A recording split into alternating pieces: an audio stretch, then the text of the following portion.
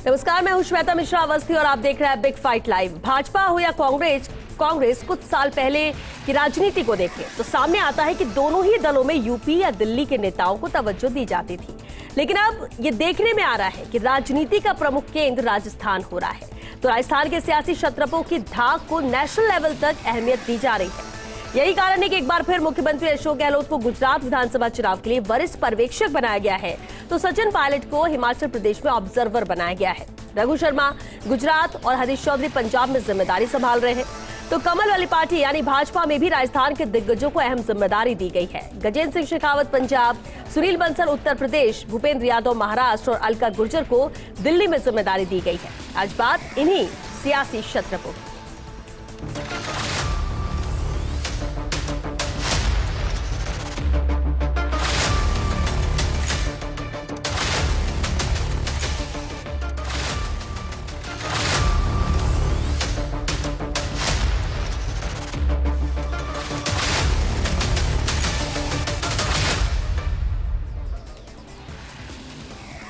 और चलिए इस खास मुद्दे पर चर्चा के लिए बेहद खास मेहमान हमारे साथ जुड़ चुके हैं। सबसे पहले उनसे रूबरू करा दें आपको। कांग्रेस विधायक रफीक खान जी हैं, बीजेपी नेता पुनीत कर्नावट जी हैं, राजनीतिक विश्लेषक महेश शर्मा जी भी चर्चा में शामिल हुए, साथ ही पॉलिटिकल एडिटर योगेश शर्मा जी भी मौजूद है। बहुत स्वागत है आप सभी का बिग फाइट लाइव में। शुरुआत रफीक खान जी आपसे ही करते हैं।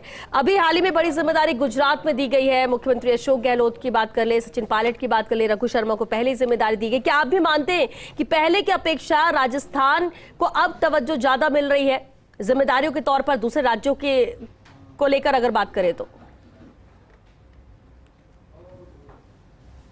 देखिए ऐसा है कि पहले के बनस्पत जिम्मेदारी ज्यादा मिल रही है।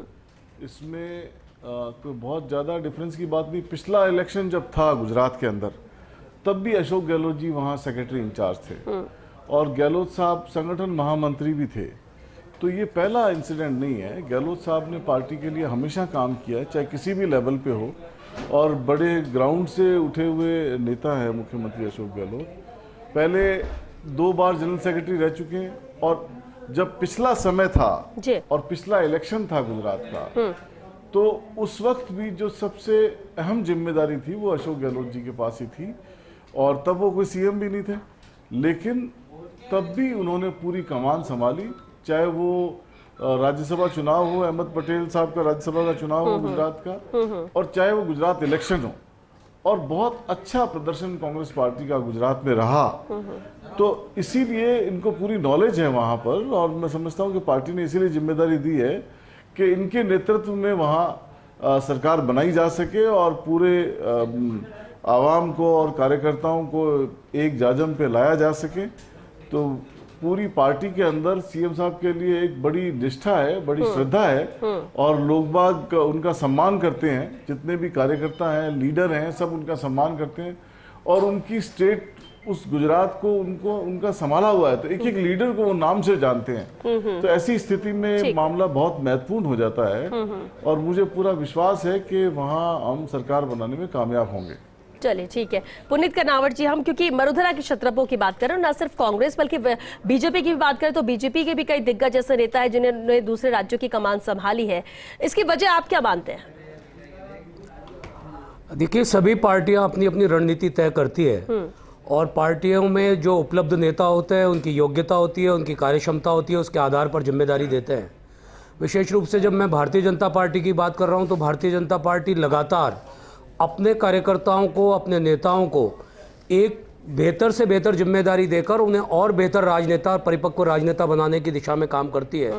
और इसीलिए राजस्थान की मरुभूमि से निकले हुए लोगों ने जहाँ जहाँ पर भी चुनाव लड़ाए और लड़े हैं, वहाँ पर भारतीय जनता पार्टी ने एक बेहतर प्रदर्शन किया है, वहाँ हमारी सरकारें बनी हैं। और मैं समझता हूँ कि राजस्थान की राजनीति धीरे धीरे परिपक्व होती जा रही है, जो देश के अंदर भी अपनी पहचान बेहतर ढंग से कायम कर रही है। बिल्कुल।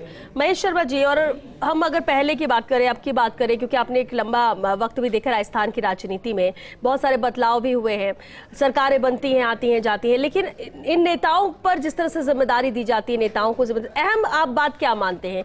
कौन से वो पैरामीटर्स आपको लगते हैं जिस वजह से इन्होंने अपनी अलग पहचान बनाई और फिर पार्टी को भी लगता है कि जो जिम्मेदारी हम दे रहे हैं ये इसे पूरा कर लेंगे, फिर चाहे वो बीजेपी हो या कांग्रेस? देखिए, इस समय कांग्रेस जिस संघर्ष के स्थिति में गुजर रही है देश भर में, और उसमें अगर कहीं झंडा जो बुलंद कर रखा है तो अशोक गहलोत और भूपेंद्र बघेल जी ने, तो इन लोगों को ही जिम्मेदारी सौंपी गई है कि कांग्रेस का की रणनीति कैसे पड़ोस में या जहाँ चुनाव होने वाले हैं वहाँ इनको कैसे किया जाए।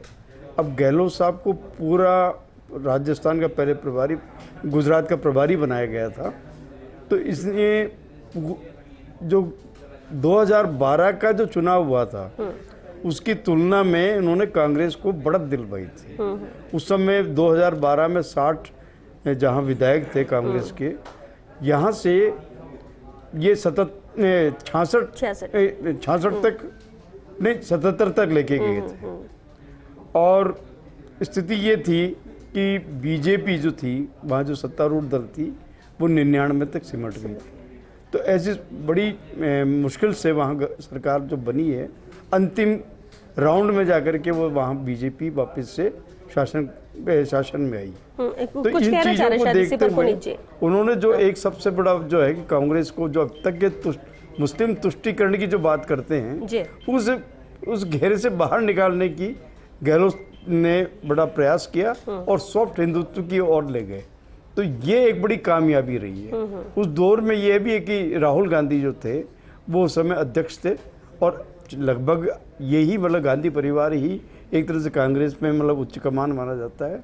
तो इन्होंने अपनी जो परफॉर्मेंस जो दिखाई है अभी तक की, जो गहलोत साहब ने, चाहे वो अभी ईडी में जो राहुल गांधी को जो पूछताछ के लिए बुलाया गया था उस मूवमेंट को खड़ा करने में भी इनका बड़ा योगदान है। और जो अभी तक की जो प्रभाव जिस तरह से पूरा जो कांग्रेस को जो वापस से खड़ा करने की जो कोशिश में, तो गहलोत साहब का बड़ा योगदान है। और इसको ध्यान में रखते हुए उन्हें ये महत्वपूर्ण जिम्मेदारी गुजरात की सौंपी गई है। और इसी तरह से जो आपके पायलट हैं उनको भी, सचिन पायलट को भी ये जिम्मेदारी हिमाचल की इसलिए सौंपी है कि उन्होंने राजस्थान में एक संगठन को खड़ा करने के लिए भी बहुत अच्छा प्रयास किया था। और उनकी ये भी बात नहीं, वो बात अलग है कि जिस तरह से असंतोष हुआ था सत्ता को लेकर के, वो वाली बात अलग है। बाकी उनका जो खुद का जो है काबिलियत और सांगठनिक क्षमता है जो पायलट की, उसको उनको ध्यान में रखते हुए दिया गया। अब चूंकि कांग्रेस का प्रमुख गढ़ जो है अगर देखा जाए पूरे देश भर में, तो जहां तक कांग्रेस का सबसे मजबूत गढ़ अगर है तो वो है राजस्थान। इसलिए इन दोनों नेताओं को ज्यादा तवज्जो दी है। ठीक है, इसमें कुछ पुनीत जी कहना चाह रहे थे अभी बीच पर जी। सिर्फ महेश जी को फैक्चुअली करेक्ट करना चाह रहा था। अशोक गहलोत साहब जातियों के ध्रुवीकरण के आधार पर हमेशा चुनाव लड़ने की कोशिश करते हैं, और वही गेम उन्होंने पिछली बार गुजरात में करने की कोशिश की थी। लेकिन मैं उन्हें याद दिलाना चाहता हूं कि गुजरात में एवर हाईएस्ट वोट विधानसभा के चुनाव में अगर कभी हमको मिला तो वो पिछले चुनाव के अंदर था। 49.1% वोट हमारे को मिला। हमारी सीटें 99 रही, क्योंकि आपने जातीय आधार पर, कांग्रेस ने जातीय ध्रुवीकरण करने की वहाँ कोशिश की थी, जातियों को आपस में लड़ाने की कोशिश की थी। पर आज कांग्रेस के पास गुजरात में कुछ भी बचा नहीं है। उन्होंने जो उनके पिछली बार जिनके दम पर वो चुनाव लड़ रहे थे वो पार्टी छोड़कर जा चुके हैं। गुजरात में कांग्रेस एक थकी हुई पार्टी है जो 95 से लगातार हार रही है। और मैं आपको बता देना चाहता हूं कि इस बार गुजरात के अंदर भारतीय जनता पार्टी की सबसे बड़ी जीत होने वाली है। ठीक है, ये अच्छा कॉन्फिडेंस है पुनीत जी की तैयारियों के मद्देनजर शायद आप ये बात कह रहे होंगे, लेकिन फिर सामने वाले को इतना कमजोर भी नहीं आंका जा सकता है। हो सकता है कि कुछ अंदर तैयारी। योगेश जी। हाँ श्वेता, आज़ादी के बाद जितने भी चुनाव हुए गुजरात में सबसे ज़्यादा सीटें माधव सिंह सोलंकी लेकर आए। कांग्रेस के नेता रहे, मुख्यमंत्री बने। 149 सीटें उस जमाने में आई, उसको क्रॉस बीजेपी या कोई भी दल नहीं कर पाया गुजरात में। केशुभाई पटेल बने, नरेंद्र मोदी मुख्यमंत्री रहे लगातार, लेकिन जो 149 का आंकड़ा है वो क्रॉस नहीं हुआ। पहली बार भारतीय जनता पार्टी उस 150 के फिगर को लेकर चल रही है कि इस 150 को क्रॉस करेंगे। अशोक गहलोत को क्यों लगाया गया? पिछले विधानसभा के चुनाव गुजरात के थे, उस दौर में अशोक गहलोत कुछ 6 महीने गुजरात में वो रहे और पूरा जो उन्होंने ताना बाना बुना उसका नतीजा ये था कि वो बीजेपी को रोकने में कामयाब हो गए थे एक हद तक, लेकिन सरकार बनाने से नहीं रोक पाए। ये ज़रूर है श्वेता उसमें कि अगर मणिशंकर अय्यर और कई और जो नेता थे कांग्रेस के, अगर उनके बयान उल जरूर बयान नहीं आते उस जमाने में, तो हो सकता है कि कांग्रेस उस वक्त बीजेपी के तिलिस्म को तोड़ देती। अब सवाल ये कि संघ की प्रयोगशाला कही जाती है गुजरात, नरेंद्र मोदी और अमित शाह का गढ़ गुजरात, उसमें कांग्रेस ने अपने सबसे धुरंधर नेता को वहाँ लगाया है। पहले रघु शर्मा को भेजा, रघु शर्मा अब अशोक गहलोत के मार्गदर्शन में वहाँ काम करेंगे। अर्थ साफ है, ओबीसी के वो बड़े नेता हैं, बड़ी तादाद में वहाँ पर तकरीबन कहा यही जाता है, मेरी बात से मेरी वजह सहमत होंगे कि ओबीसी जो वर्ग है उसका एक बड़ा बहुतायत गुजरात के अंदर है और तकरीबन 125 सीटों पर ओबीसी समुदाय प्रभावित करता है गुजरात की पॉलिटिक्स को। तो ऐसे में अशोक गहलोत कितना प्रभाव छोड़ पाएंगे, और वहाँ के डेमोग्राफी जो राजनीतिक तौर पर है, वहाँ का जो राजनीतिक भूगोल है उससे भली भांति परिचित है, और जो राजस्थान से सटे हुए इलाके हैं उस पर वो कितना कमाल करते हैं। लेकिन योगेश जी 2017 से और अब अगर 2022 की बात करें, तस्वीर भी बहुत ज्यादा बदली है गुजरात की। हम नेताओं को लेकर बात करें तो खास तौर से, और जो अभी यहाँ पर पुनीत जी ने भी कहा, जो उनका कॉन्फिडेंस दिख रहा है, ऐसे में लगता है कि अभी चैलेंज इस बार ज्यादा रहेगा कांग्रेस के लिए गुजरात में। देखिए एक बात साफ है, अशोक गहलोत के वहाँ जाने से मेरे को ध्यान है पिछले विधानसभा चुनाव में 15 दिन वहाँ रहा था। अशोक गहलोत के लिए गुजरात का वो चुनाव टर्निंग पॉइंट था। उस वक्त ये कहा जा रहा था कांग्रेस की राजनीति में कि अशोक गहलोत का सूरज अस्त होने वाला है, और उस दौर में जब अशोक गहलोत को गुजरात भेजा गया और सोनिया गांधी ने, विशेष तौर पर सोनिया गांधी और अहमद पटेल ने अशोक गहलोत को गुजरात के मोर्चे पर जब लगाया, तो अशोक गहलोत ने, वो हारे जरूर कांग्रेस वहाँ सत्ता में नहीं आई, लेकिन अशोक गहलोत बहुत राजनीतिक तौर पर बहुत मजबूत होकर वहाँ की और प्रदेश और देश की राजनीति में उभरे, और फिर बाद में आगे चलकर राजस्थान के मुख्यमंत्री बने। तो ये जो तमाम जो अशोक गहलोत की जो रणनीति थी वो गुजरात में आलाकमान ने देखी है कांग्रेस के, और यही कारण है फिर से उन्हें वहाँ लगाया गया है। गुजरात में कामयाब नहीं हुई, राजस्थान में कामयाब हो गई। सचिन पायलट जी का हक मारकर वो यहाँ मुख्यमंत्री बन गए। रफीक खान जी, ये बात सही है। देखिए रफीक खान जी, सचिन पायलट को भी हिमाचल में लगाया गया है। सचिन पायलट साहब को तो गहलोत साहब बार बार सर्टिफिकेट देते हैं। ऐसे व्यक्ति को हिमाचल संभलाकर कांग्रेस क्या संदेश दे रही है? गहलोत साहब लगातार सर्टिफिकेट देते हैं, हर थोड़े दिन में याद दिलाते हैं कि गहलोत सचिन पायलट की क्रेडिबिलिटी मानते हैं ना, वो उनको काबिल मानते हैं। कभी नकारा बोलते हैं, कभी निकम्मा बोलते हैं, कभी उन्हें बताते हैं कि उन्होंने 10-10 करोड़ रुपए किसी पार्टी से लेकर सरकार गिराने की कोशिश की। तो आप सारी दुनिया को कांग्रेस के पास, और जिनके लिए निकम्मा बोला जा रहा है, नेतृत्व का अभाव है, केंद्रीय नेतृत्व कमजोर हो गया है, इसीलिए कांग्रेस अभी भी सही दिशा में काम करने की स्थिति में नहीं है। कांग्रेस के पास ना नीति है ना राजनीति करने की नीयत है। उन्होंने मान लिया था कि गांधी परिवार के रहते उन्हें कभी कोई हटा नहीं सकता, हरा नहीं सकता। तो परिवारवाद के आधार पर, मुस्लिम तुष्टीकरण के आधार पर केवल मात्र राज करने के लिए आए, उन्होंने ऐसा माना। लेकिन अब हिंदुस्तान की राजनीति बदली है, या जो सेवा करेगा लोग उसको राज करने का मौका देंगे। आप निश्चित रूप से मानिएगा खान साहब, आपकी बात में समझ सकता हूँ, समझ सकता हूँ, आपकी मजबूरी है। सुनिए रफीक जी को भी सुनिए। आप भी जानते हैं कि सचिन पायलट के नेतृत्व में राजस्थान में संघर्ष किया, और वहां गुजरात में हारे हुए व्यक्ति ने यहाँ उनसे सत्ता छीन ली। ठीक है रफीक जी बोलिए, सुन रहे हैं। देखो आपके घर की गणित देखो, क्या स्थिति वसुंधरा जी की है, क्या वसुंधरा जी हमारे नेता है, राष्ट्रीय उपाध्यक्ष है, और हम लगातार हमारे यहाँ पर नई लीडरशिप को डेवलप करते हैं। कांग्रेस नई लीडरशिप को हमेशा नकारा निकम्मा बता रही है, हम हमारे नए नेताओं को डेवलप कर रहे हैं। ये फर्क है रफीक खान साहब। पूनिया जी है, आप कह दो ये बात। आप हमारे अंदर देख रहे हो आप नहीं, ये मैं बोलो आपके अंदर अपने नहीं मुंह देख से रहा हूं दोस्त। कि हम खान साहब, मैं आपके अंदर नहीं देख रहा हूं। आपको स्वयं को इंट्रोस्पेक्ट करना चाहिए। आप अपने यहाँ पर नेताओं को किल करते हैं। सचिन पायलट जैसे संघर्षशील नेता को सार्वजनिक रूप से बार बार क्यों आप प्रमाण पत्र देते हैं? बार बार क्यों ह्यूमिलेट करते हैं उनको?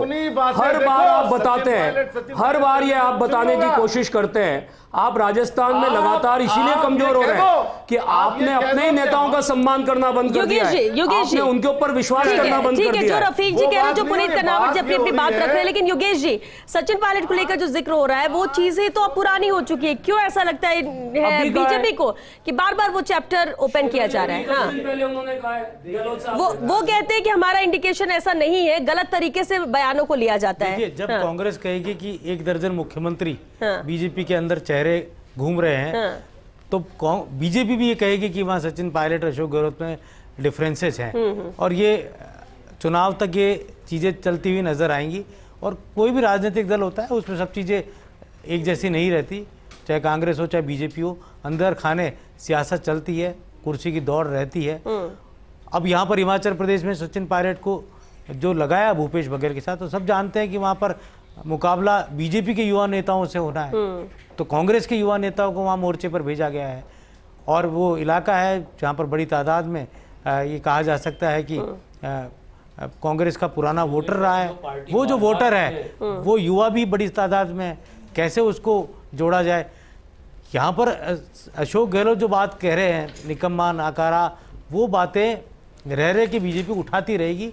उसके कारण है जिससे कांग्रेस के अंदर इनर डिफरेंसेज कायम रहे और बीजेपी को उसका राजनीतिक लाभ मिले। तो यानी ये दोनों के पास एक एक मुद्दे की तरह है कि आप अगर ये बयान दोगे तो हमारे पास ये बयान है, और हम भी आपको आईना दिखाएंगे अगर आप हमें आईना दिखाने की कोशिश कर रहे हो, जबकि ऐसा है नहीं। महेश जी, बिल्कुल, क्या ये कोशिश है इन बयानों के जरिए?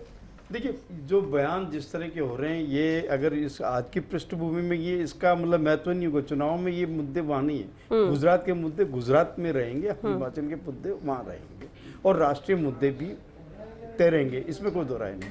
सवाल ये है कि इस समय चुनौतियाँ सभी दलों के सामने है। मौजूदा जो है भाजपा के लिए तो सामने है कि महंगाई और बेरोजगारी के जो मुद्दे हैं उनको लेकर के कांग्रेस दावा बोलेगी। साथ साथ कांग्रेस के सामने एक सबसे बड़ी चुनौती जो है, आप पार्टी भी बन के वो बढ़ रही है वो गुजरात में, और यही आप पार्टी हिमाचल में भी जा रही है। तो ये सबसे बड़ी इन दोनों पार्टियों के लिए, जो नेशनल पार्टियां हैं, इनके लिए आप पार्टी जिस तरह से पंजाब में हो रही है, उसके बाद से उनमें भी उत्साह की लहर है। और ये एक सबसे बड़ी मतलब क्या कहता है, इनको एक कंटेस्ट की बात है कि पिछली बार भी आप पार्टी गुजरात में थी, और यही कारण है कि जो कांग्रेस अगर पिछड़ भी गई है तो उसका मुख्य कारण ये आप पार्टी की वजह से रहा है, क्योंकि वोट कटा है। और इस बार इसको ध्यान में रखते हुए कि और ऐसी सूरत में, जबकि उस समय पहले के चुनाव के दौरान हार्दिक पटेल का मूवमेंट था गुजरात के अंदर, लेकिन इस बार वो बीजेपी में आ गए हैं, तो ये थोड़ा सा समीकरण अभी दिखाई ये दे रहा है कि भाई भाजपा की ओर से इस तरह का। क्या है कि कांग्रेस नरेश पटेल को लेने की बात कांग्रेस में चल रही है। हालांकि नरेश पटेल को लेकर पहले भी कहा जाता रहा है कि वो आएंगे नहीं आएंगे, और लास्ट मोमेंट पर वो अलग राह पकड़ते हैं। अब अशोक गहलोत जाकर वहाँ क्या करते हैं ये ज़रूर है, लेकिन अशोक गहलोत ने अपने जाने से पहले जो गुजरात में जो ऑब्जर्वर्स लगाए हैं कांग्रेस ने, वो अशोक गहलोत की विशुद्ध टीम है। वो गुजरात में काम कर रही है, चाहे रघु शर्मा हो, चाहे धर्मेंद्र राठौड़ हो, चाहे और दूसरे मंत्री हों, कांग्रेस के नेता हों, तो एक टीम वहाँ जा चुकी है, कांग्रेस के सर्वे हो चुके हैं। और ये बात सही है कि भाजपा का सबसे बड़ा कोई गढ़ है देश में तो गुजरात है। गुजरात से जो राजनीतिक धारा बीजेपी की बहती है पूरे देश को प्रभावित करती है, तो इसलिए बीजेपी कोई कसर वहाँ छोड़ेगी नहीं। जैसे मैंने पहले आपको कहा कि 150 सीटें लेकर मोदी और अमित शाह चल रहे हैं, पाटिल चल रहे हैं, तो 150 सीटों पर किस तरह का गणित रहेगा वो बीजेपी तो आगे से रफीक जी, बिल्कुल बीजेपी की रणनीति यहाँ पर तय है, और जब टारगेट इतना बड़ा 150 सीट का लेकर चला जाए तो क्या कांग्रेस उस हिसाब से टक्कर देने के लिए गुजरात में तैयार है? जी रफीक जी।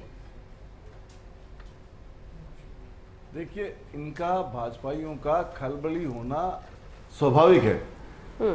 कारण ये है कि पिछली बार जब वहां राज्यसभा इलेक्शन था तो उनके घर में अमित शाह जी ने एड़ी चोटी का जोर लगा दिया उनको हराने के लिए। लेकिन मुख्यमंत्री अशोक गहलोत जी थे तो अमित शाह ने मुंह की खाई और पूरे दुनिया ने देखा कैसे हॉर्स ट्रेडिंग करी। In spite of all propaganda फिर भी अशोक गहलोत जी ने अहमद पटेल साहब का इलेक्शन जीता और इनको पटखनी दी, चित किया। फिर इन्होंने राजस्थान में गड़बड़ी करने की कोशिश करी, राजस्थान में चित लेके आए इनको। आज इनके खेमे में जो खलबली है वो इस बात की नहीं है कि गुजरात चुनाव हो रहे हैं, इस बात की खलबली है कि शेर आ गया है मैदान के अंदर, गहलोत साहब चुनाव लड़ने जा रहे हैं।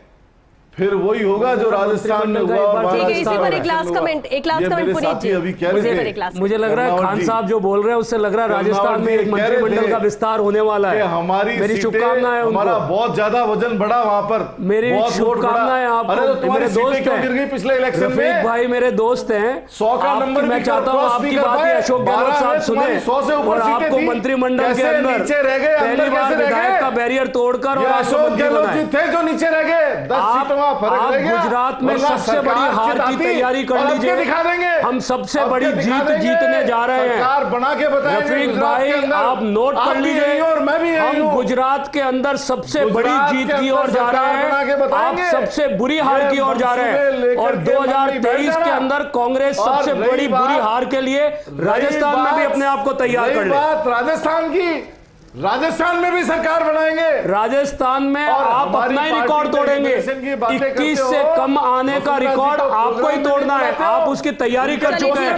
जिस तरीके की लूट राजस्थान के कांग्रेसी एमएलए ने मचाई हुई है, जिस तरीके से लॉ एंड ऑर्डर की सिचुएशन है, सिचुएशन के आधार पर क्या लगता है कि जिम्मेदारियां तो तय है, लेकिन मुश्किल कितनी होगी दोनों के लिए? राजस्थान में भी भारी बहुमत से जीतेंगे आप दोनों जगह। ठीक है, जगहों पर भी होंगे श्वेता, लेकिन सबकी नजरें गुजरात के चुनाव पर टिकी रहेंगी। गुजरात का जो इलेक्शन है वो अपने आप में कहा जा सकता है राजनीतिक सरगर्मियों से सरोबार रहने वाला है। और महेश जी ने सही कहा है कि आप पार्टी का वहाँ प्रवेश हो चुका है, तो निश्चित तौर पर आप पार्टी को रोकना ये ना केवल बीजेपी के एजेंडे में है, कांग्रेस के एजेंडे में भी है कि 2 दलीय जो गुजरात की पृष्ठभूमि रही है राजनीतिक टक्कर की वो कायम रहे। आपको ध्यान है कि केशुभाई पटेल ने भी पार्टी बनाई थी लेकिन वो कामयाब नहीं हुए थे। शंकर सिंह वाघेला ने पटेल तो 2 दलीय जो पॉलिटिक्स वहाँ रही है वो कायम रहे। और हार जीत एक अलग बात होती है, लेकिन ये जरूर है कि बीजेपी को गुजरात में अपर हैंड है। चलिए, बहुत शुक्रिया आप सभी का इस चर्चा में शामिल होने के लिए। तो देखिए, हाथ हो या कमल, कोशिश दोनों तरफ से जारी है, लेकिन ये बात बेहद अहम है कि मरुधरा के जो क्षत्रप हैं वो जरूर दूसरे राज्यों की जिम्मेदारी संभाल रहे हैं। उन्हें कमान सौंपी जा रही है, वो सिर्फ इसलिए क्योंकि उनमें क्षमता है, वो बदल सकते हैं वहां की स्थितियां। कमजोर जहां पर है वहां पर मजबूती ला सकते हैं, वोट बैंक को बढ़ा सकते हैं, परसेंटेज को बढ़ा सकते हैं या फिर सीट को बढ़ा सकते हैं। बहरहाल तैयारियां दोनों तरफ से है, रणनीति दोनों तरफ से बनाई जा रही है, कोशिश दोनों ही पार्टियां करेंगे कि यहाँ पर जीत हमें हासिल हो सके। लेकिन देखना होगा कि जो मौजूदा स्थितियां होंगी वो किसके साथ जाएंगी चुनाव के नजदीक आते हैं। चलिए, इसी के साथ बिग फाइट लाइव आज के लिए बस इतना ही। नमस्कार।